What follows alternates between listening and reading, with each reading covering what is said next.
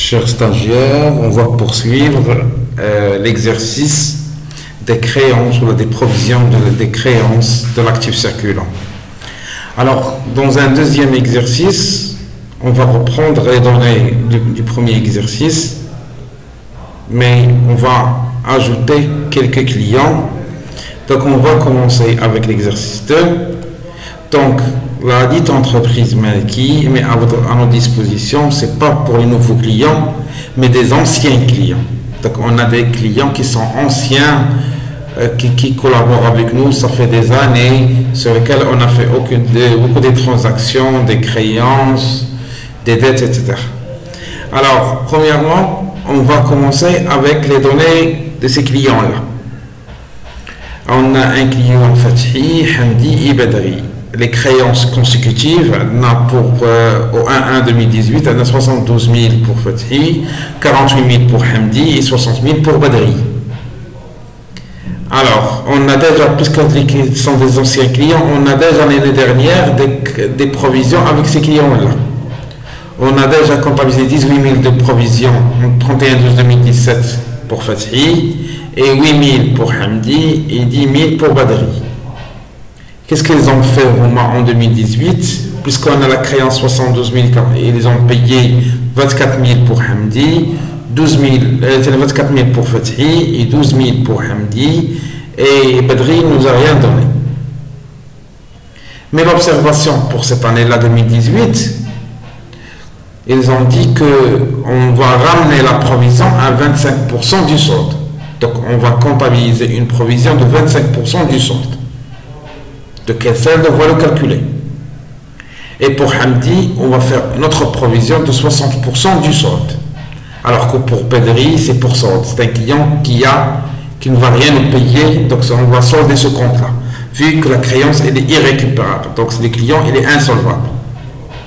Comme travail à faire, premièrement, il faut établir l'annexe des créances. Et la deuxième des choses, il faut passer les écritures au journal. Maintenant, passons à l'annexe. Le tableau qu'on a fait tout à l'heure, à peu près c'est le même, mais les données vont changer. Donc, qu'est-ce qu'on a fait? L'annexe, on a Fathi, Hamdi et Badri.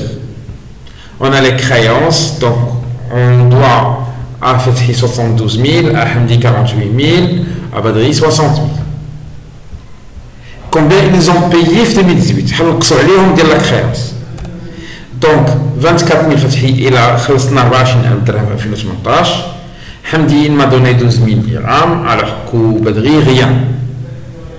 Donc, pour calculer le solde au 31-12-2018, il faut prendre la créance du 1-1-2018, on va soustraire ce qu'on les a payé, ce qu'on les a. Donc, le cas, exemple, c'est 72 000 moins 24 000 payés, ce qui est égal à 48 000.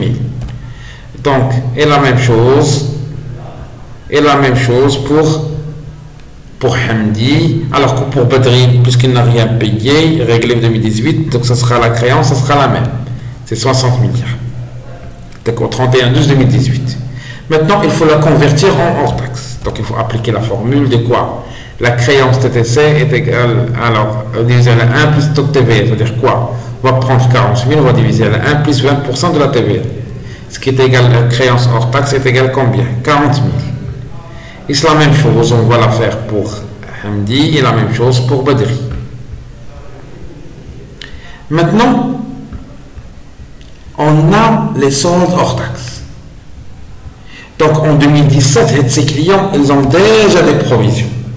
18 000, on a déjà comptabilisé une provision. 18 000 pour Fathi, Hamdi, ils ont 8 000 et 10 000 pour Badri. Mais pour Fathi, comme les données de l'exercice précédent, qu'est-ce qu'ils ont dit? L'observation, c'est ramener la provision à 25 000, à 25% du solde, dit Fathi. Et porter la provision à 60% du solde pour Hamdi et pour Badri, c'est irrécupérable. Donc qu'il faut calculer la provision. C'est-à-dire c'est la créance hors taxe fois le taux de dépréciation. Donc, puisqu'on a ramené la provision à 25%, il faut comptabiliser avec la provision. On va prendre 40 000, on va multiplier par 25%. Ce qui est égal à combien? À 10 000. Donc en 2017, il y a 18 000 créances, provision de les créances de Fatih. Il y a 18 000 dirhams. Maintenant en 2018, on doit laisser que 10 000. On va laisser que 10 000. Donc on doit combien on doit soustraire? 8 000. Donc c'est une, on doit la reprendre. Donc c'est une reprise de 8 000. On va la reprendre. Donc en 2017, il y a 18 000 la provision qu'on a bloquée. Maintenant, on va bloquer que 10 000 de 2018. Donc, on doit reprendre 8 000. Maintenant, on va passer pour la deuxième. Les Hamdi, on va porter la provision à la 60%, ce qui est égal à 18 000. Donc, on doit la mettre 18 000. En 2017, on a 8 000. Donc, d'abord, en 2018, on doit avoir 18 000. Donc, maintenant, on doit augmenter la provision. Ça veut dire la provision de combien? De 10 000. Donc, c'est une dotation. Mais pour Badri, c'est un client insolvable. Donc, c'est une perte, c'est une perte définitive. Donc, on doit comptabiliser, on va mettre les 50 000 hors taxe parce que je l'ai perdu définitivement. Mais l'argent que je l'ai bloqué l'année dernière, puisque je n'ai pas provision de la création, il ne va pas me payer. Je dois garder des 10 000 dirhams 2017 bloqués. Je dois la restituer. Donc, c'est une reprise de 10 000 dirhams.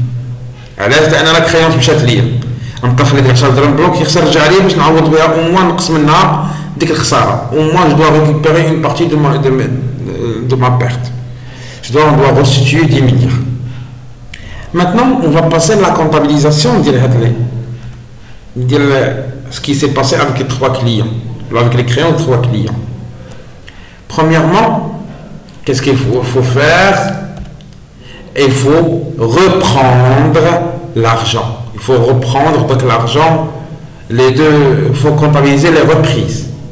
C'est pour cela qu'on doit débiter le compte en 1942. C'est pas comme tout à l'heure les dotations, on l'a crédité, mais lorsque vous la reprise, c'est un gain, c'est quelque chose qu'on va reprendre. Donc on va débiter, on va le mettre au débit en 1942, soit on va créditer le compte 7196.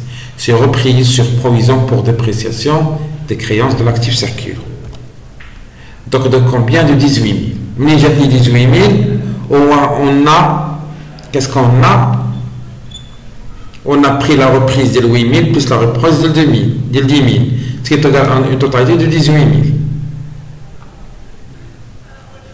Donc, c'est 18 000.